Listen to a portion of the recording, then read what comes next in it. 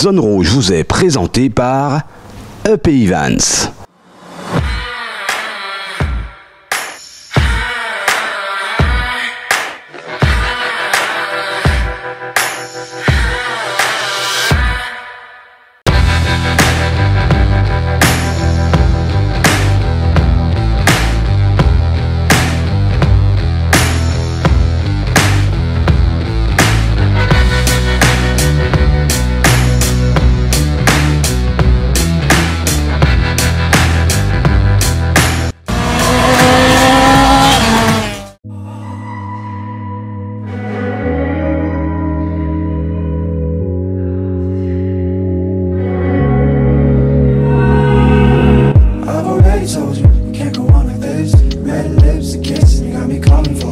Salut à tous, merci de nous rejoindre, merci de votre fidélité.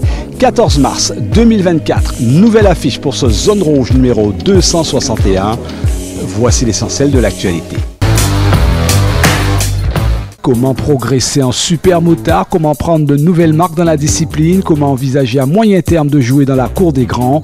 Jamal Justewat s'est posé toutes ces questions en choisissant désormais de jouer la carte du championnat de France. Quelles sont ses attentes? Quel va être son programme? Quelle motivation pour ce nouveau challenge? Jamal serein nous dévoile tout ceci au micro et devant la caméra de Zone Rouge. Jules Parent, ou comment assouvir sa passion, toujours le sourire sur le visage. Qui est ce pilote? Comment est née sa passion?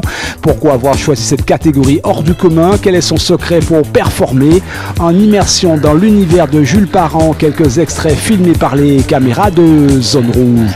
Zone Rouge, toujours une actualité d'avance, une pure montée d'adrénaline. Zone Rouge, c'est ici et nulle part ailleurs. Zone Rouge, c'est parti!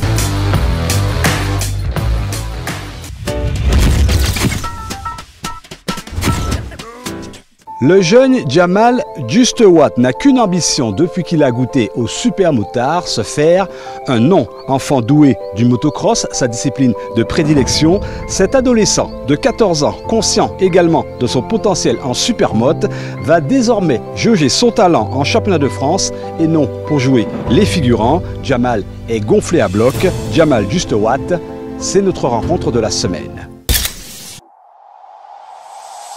Tell me what you have to go and drive me so crazy.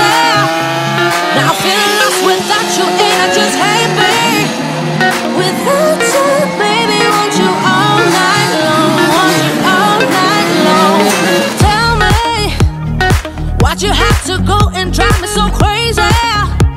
Now feeling lost without you and I Jamal, just hate me. bonjour. Bonjour, Comment vas-tu? ça va? Bien? Oui, ça va. Je vais te demander dans un premier temps de regarder la caméra et de te présenter nom, prénom, âge, la ou la discipline que tu pratiques. Ok. Je m'appelle Jamal Justewat, j'ai 14 ans et je fais du super motard et de motocross. Alors, encore une nouvelle victoire récemment à Basse-Terre pour la rentrée du super motard. Tu peux nous raconter un petit peu brièvement la journée?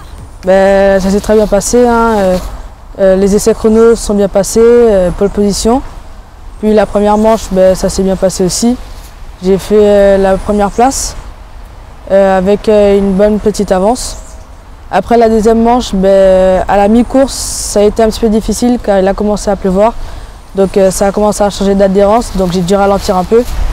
Et après, ça a séché, donc j'ai réussi à continuer sur mon avancée. Et après la troisième manche, ça s'est très bien passé, hein. C'était super. J'étais premier du début jusqu'à la fin. Alors justement, sur cette journée, sur un circuit que tu connais maintenant, est-ce que finalement, on peut dire que Jamal maintenant connaît le circuit par cœur? Oui, après c'est pas un circuit très difficile à mémoriser. Donc c'est très facile à apprendre et donc oui, je le connais par cœur.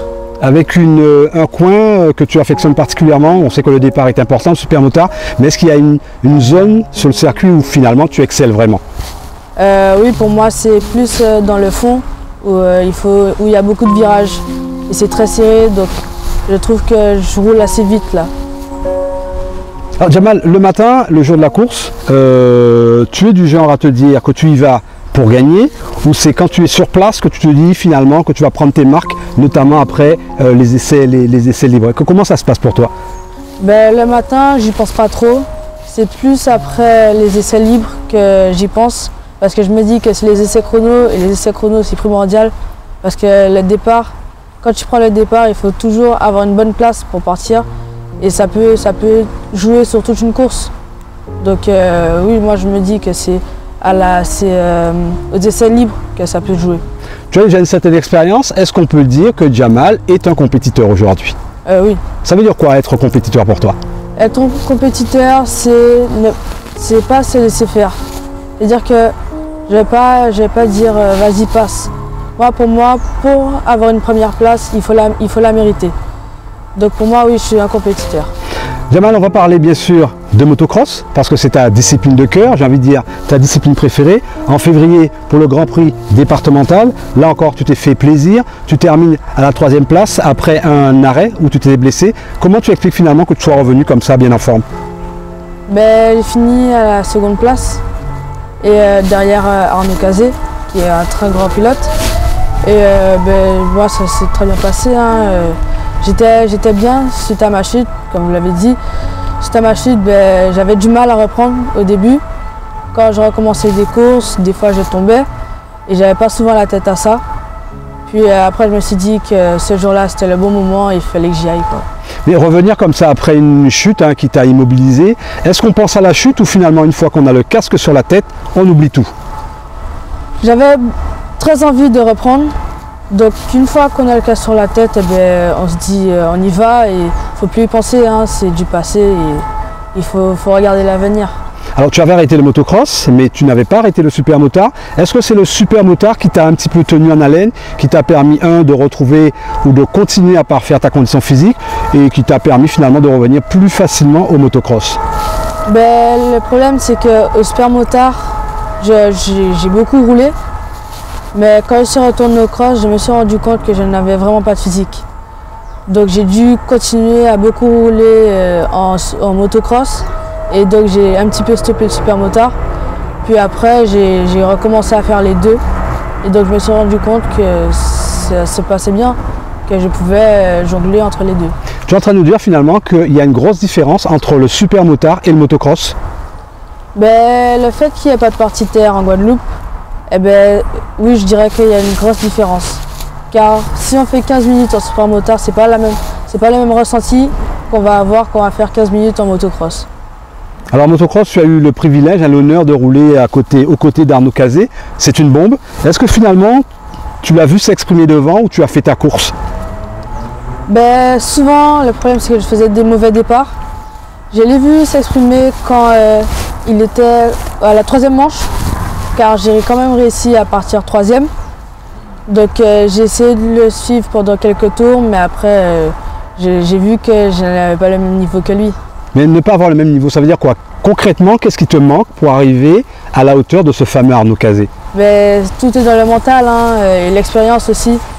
Lui, il fait des championnats que je n'ai jamais fait, où je ne suis jamais allé. Et donc avec tous ces championnats, on a l'expérience et l'habitude. Donc quand tu arrives sur un terrain, tu te dis ah mais ça va bien se passer. Tandis que moi, je suis là et je suis jamais allé dans d'autres courses en motocross. Donc je me dis qu'on va faire ce qu'on peut. Arnaud Cazé, c'est le genre de pilote qui fait rêver ou finalement Jamal a envie de devenir Jamal avec ses propres repères, sa propre marque? Est-ce que c'est des jeunes qui font rêver? Oui, c'est des jeunes qui font rêver, mais il faut toujours avoir sa propre marque. Il faut toujours rester simple, il ne faut pas aller se dire qu'on va être comme un autre, parce que souvent on est bien comme on est. Vous avez eu l'occasion, je suppose, de discuter. Entre un petit jeune et Jamal, qu'est-ce qui se dit, qu'est-ce qui se raconte dans les paddocks? C'était beaucoup de blagues. Au début, on ne se connaissait pas trop. Puis après, on a commencé à parler. Il m'a demandé si je faisais du supermotard, parce que lui aussi, il a fait du supermotard auparavant. Et donc on parlait de moto et voilà. Jamal, si on est là aujourd'hui, c'est surtout pour parler de tes nouveaux objectifs, ce fameux championnat de France. Explique-nous exactement ce que tu vas faire et quel va être ton programme précisément. Je compte partir pour les 6 manches du championnat de France. Et bien sûr, je pars pour être champion de France. Après, tout va se dérouler sur une semaine. Et après, dès qu'on va arriver sur les circuits, normalement le vendredi, je vais commencer à faire du roulage le vendredi, puis la course va commencer le samedi jusqu'au dimanche. Jamal, quand tu t'écoutes, tu dis « je pars pour être champion de France ». C'est ambitieux. C'est le mental qui va faire la différence? Est-ce que tu te sens prêt justement à aller au-delà pour battre des jeunes qui finalement t'attendent? Ben oui, je me sens prêt, hein. Pour moi, c'est tout dans le mental. C'est tout dans le mental. Je sens que j'ai le niveau, donc il faut que j'aille pour gagner, quoi. Pour toi, ce sera le meilleur moyen de progresser, de passer à la vitesse supérieure? Oui, car c'est tous à notre niveau. Et quand on voit quelqu'un devant soi qui roule un petit peu plus vite, on va se dire qu'il faut qu'on aille le chercher. Donc au final, ça va nous faire beaucoup évoluer. Très souvent, je demande aux pilotes, tels qu'ils soient, ce qu'ils préfèrent être, chasseur ou chassé. Dans ton cas, tu prends ce fameux all shot, tu es devant. Dans quel état d'esprit tu es? Sachant que toute l'armada est derrière et va vouloir te dépasser un moment. Est-ce que c'est ça aussi qui est motivant pour toi? Moi, ça dépend des cas, mais je préférais être chassé. Car quand tu es chassé, tu peux quand même donner une distance. Tandis que quand tu es chasseur, tu peux rencontrer des difficultés que le chassé n'aura pas. Par exemple, il pourra freiner devant toi, tu seras obligé de prendre une autre trajectoire et ce sera sûrement pas l'idéal. Justement, quand on est chassé, il faut être précis dans le pilotage? Oui, il faut être très précis. C'est-à-dire? Et il faut pas faire d'erreur. Parce que la moindre erreur, ça peut être voué à la faute et donc on peut se faire dépasser très facilement. Comment expliquer aux téléspectateurs que tu partes au championnat de France alors que tu es scolarisé, tu suis un cursus spécial? Jamal, on précise que pour faire du motocross, il faut également aussi des résultats scolaires. Maman, elle est ferme là-dessus? Ah oui, très ferme. C'est-à-dire? On a une moyenne minimum, mais s'il n'y a pas la moyenne, on ne part pas en France. Ça motive? Oui, ça motive des fois, mais des fois, quand on voit qu'on a des mauvaises notes, ça peut faire peur. Ça fait quoi? Est-ce que c'est la même, quand maman attend des résultats, est-ce que c'est la même pression justement quand on a sur son all shot et qu'on est pourchassé par tous les petits copains derrière? Quelle est la meilleure des pressions? Je dirais que la meilleure dépression, c'est qu'on est pourchassé par les copains. Parce que quand tu as maman qui est fâchée, c'est pas vraiment, elle est pas, comment dire, elle est pas, quand on est pourchassé par sa maman, c'est difficile on va dire, ce sera difficile à la faire se calmer. On va revenir à la question que je t'ai posée. Quel est le quotidien d'un jeune qui est scolarisé? Je crois que tu es au CREPS. Comment ça se passe? Il y a un programme spécial. Qu'est-ce qui se passe exactement au sein de cet établissement? On a des entraînements. On s'entraîne le mardi et le jeudi en physique et le mercredi et le samedi en moto. Après, moi, je vais à l'école normalement dans mon collège. Et tout ce qui est mercredi et samedi, tout est moto, tout ce qu'on doit se préparer pour une course et ça. Jamal, on va parler de ton meilleur coach, qui je suppose est ta maman. Justement, sans cette précieuse maman, est-ce que tu penses que les résultats que tu as enchaînés auraient été possibles? Quelle est sa part d'implication à ta mère? Maman, c'est tout pour moi. Maman, c'est ma vie. Sincèrement, j'aurais pas pu faire ça sans ma maman. Si ma maman n'était pas là, je ne serais pas ici aujourd'hui. Grâce à ma maman, je fais de la moto, je vais à l'école, j'apprends bien à l'école. Et c'est ma coach, c'est la personne qui me calme, qui s'occupe de moi. Ça lui arrive de te donner des conseils? Quel type de conseils? Des conseils, des fois oui. C'est plus sur mon mental. Car elle, souvent, elle a peur. Donc, elle ne me donne pas forcément de conseils pour aller plus vite. Tu es conscient que pour une mère, le cœur reste très très accroché pendant une course. Est-ce que toi, sur la moto, tu sens que maman a peur? Ou finalement, tu fais ta course et finalement, tu débriefes après la course? Je fais ma course et je débriefe après la course. C'est tout le monde qui vient me voir. Ils me disent ah, ta maman, elle avait le cœur accroché, elle a eu peur. Souvent, quand c'est le départ, je pense que c'est le pire. Parce que tu as tout le monde qui est collé. Et j'ai dit, imagine, il tombe. Donc, je pense que c'est plus après qu'on débriefe. Parce qu'il ne faut pas penser à quelque chose d'autre que sa course. Si demain, tu devais annoncer à ta mère, comme ça par exemple, que tu arrêtais, tu penses que ce serait la première malheureuse ou elle t'inciterait à reprendre justement, à remonter sur une moto? Vraiment, c'est pas Ça dépend. Peut-être qu'elle m'inciterait à reprendre la moto, mais ça l'arrangerait un petit peu d'un côté, car souvent elle a des choses à faire, mais l'entraînement lui prive des choses qu'elle a à faire. Ça va jusqu'au repas, maman soigne aussi les petits repas. On est chouchouté quand on est pilote de motocross et de super motard. C'est pas forcément parce qu'on est pilote, c'est surtout parce qu'on est son fils. Surtout que je suis fils unique, donc on est chouchouté, mais pas forcément pour la moto. Jamal, comment tu vois ton avenir dans le motocross et le super motard? Parce qu'il y a un moment, il va falloir faire un choix entre les deux disciplines, même si je sais que ton penchant va vers le motocross. Comment tu vois ton avenir? Visiblement, tu veux demain ressembler à peut-être un Gianni 14, voire plus? J'aimerais bien ressembler à un peu plus que Gianni. Car oui, Gianni c'est un très bon pilote, mais il y a plus fort que lui. Le super motard, pourquoi? C'est plus du fun, on voit que le motocross c'est plus sérieux. C'est plus le côté fun, le super motard pour toi? Le super motard, depuis que je suis rentré dans la moto, depuis que j'ai connu le super motard, ça a toujours été mon rêve de rentrer dans le super motard. Parce que quand je voyais Gianni rouler, je me disais, ah mais c'est un petit, s'il fait ça, moi aussi je peux faire.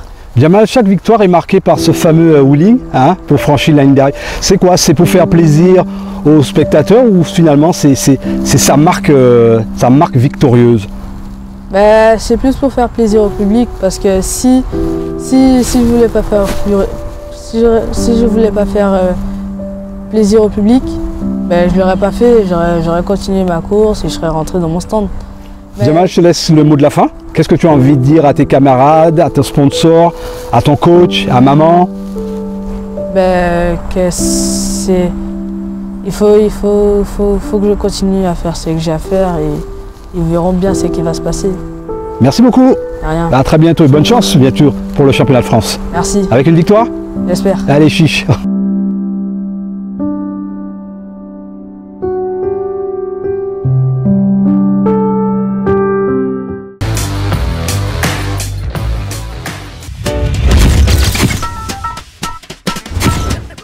Les pilotes d'un run moto n'ont pas été très nombreux à assurer leur rentrée dimanche dernier pour en effet la première manche du championnat. Exception pour Jules Parent, toujours présent quand il faut sortir des garages son prototype de scooter. Jules Parent est un passionné hors pair. Nous nous sommes entretenus avec lui avant les hostilités.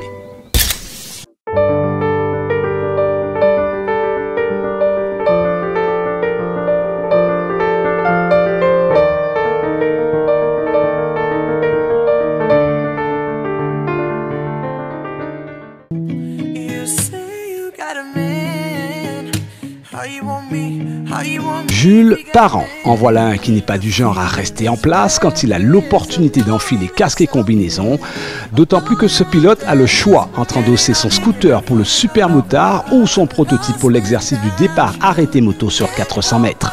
Le rituel est toujours le même avant de s'aligner sur la ligne de départ. Petite révision de la machine dans son stand. T-Jules, comme on le surnomme dans les paddocks, se transforme en grand Jules en compétition. Sous ses apparences de gentil bonhomme, toujours souriant, se cache un tigre, toujours sur ses gardes, pour performer.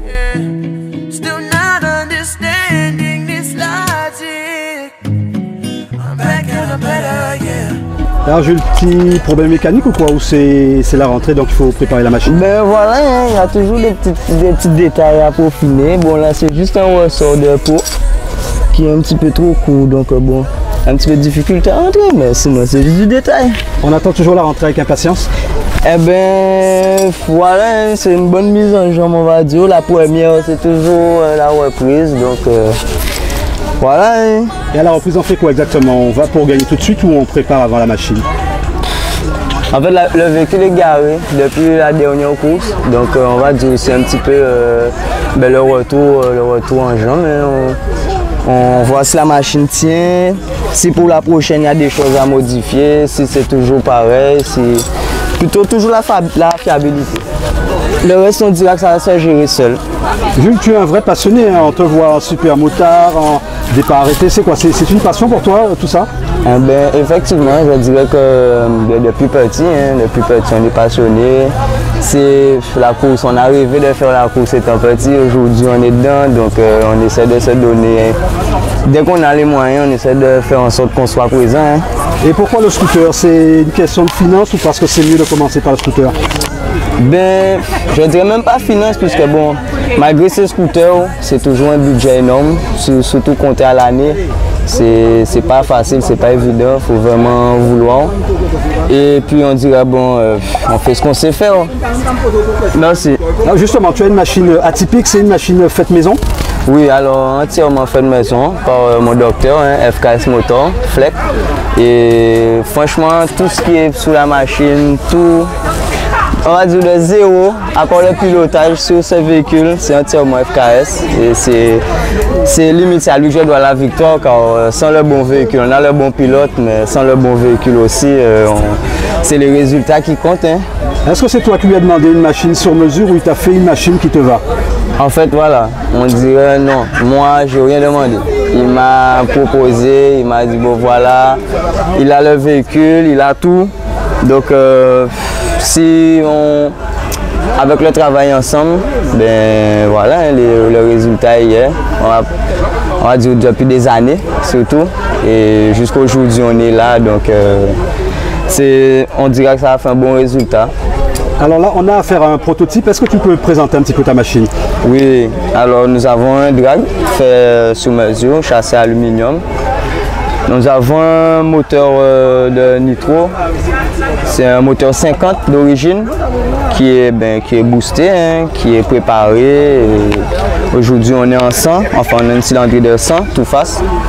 Et puis voilà, un bloc d'origine, c'est juste voilà, tout ce qui est du docteur, c'est sa science, c'est lui qui met dans le moteur et aujourd'hui on est à ce résultat-là. C'est quoi, c'est du pure sensation, on est à quelques mètres du sol, c'est ce que tu recherches avant tout, une forme d'adrénaline? Ah ben oui, là, si, comme je dis tout le temps, si le cœur n'est pas accroché, le poignet il ne suit plus, il va toujours vouloir désaccélérer puisque tu montes à des vitesses folles avec ça.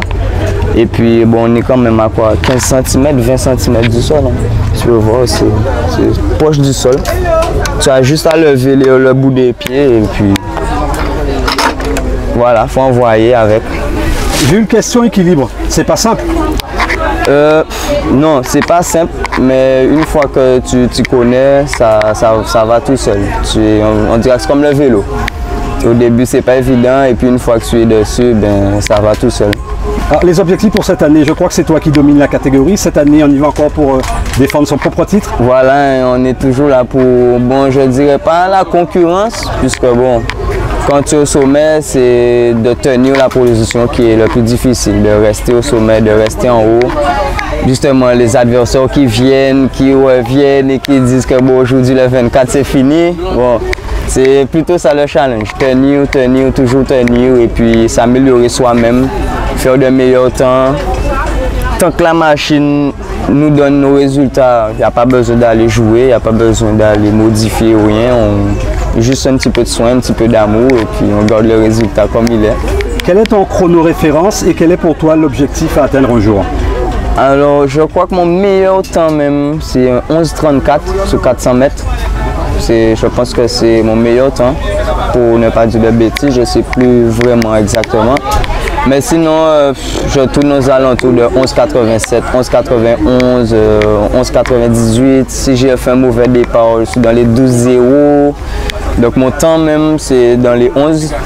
Et pour moi, mon objectif, c'est de battre le record. Toujours descendre en temps. Si on peut faire 11-20 un jour, je ne sais pas, ça aurait été meilleur. Surtout pour un moteur 50, parce qu'il faut rappeler que ce n'est pas un gros moteur. C'est un moteur d'origine 50 qui est monté, qui a été modifié. Ce n'est pas un gros moteur kit qu'on a amené directement. Et tout est fait par nous. Donc, pour faire du 11, c'est vraiment quelque chose. Jules, dernière question, on atteint des vitesses de combien au bout de la ligne de 400 mètres? Alors bon, nous avons déjà fait quelques chronos, quelques points de GPS. Je crois qu'on peut facilement toucher presque 180 avec, hein, presque 180 sur 400 mètres. De toute façon, pour entrer dans les 11, bon, ceux qui connaissent, ils savent que pour entrer en 11, il y a du kilomètre-heure là. Donc précisément, moi je ne sais pas, je n'ai pas de compteur, je ne regarde pas, mais en GPS, on monte facilement, ouais, dans les 180. Hein.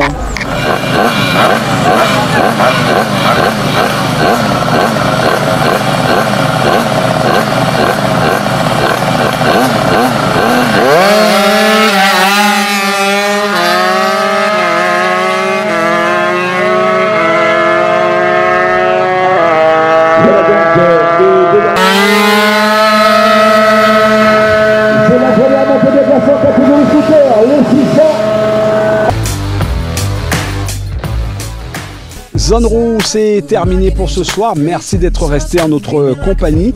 Dimanche, il va falloir vous couper en deux, soit pour assister à la course de côte de Banani à Capesterre ou pour le Grand Prix Longhorn de motocross à Merland au Laventin. Sur ce, prenez soin de vous, prudence sur les routes, à la semaine prochaine. Nous, en attendant, on coupe les moteurs.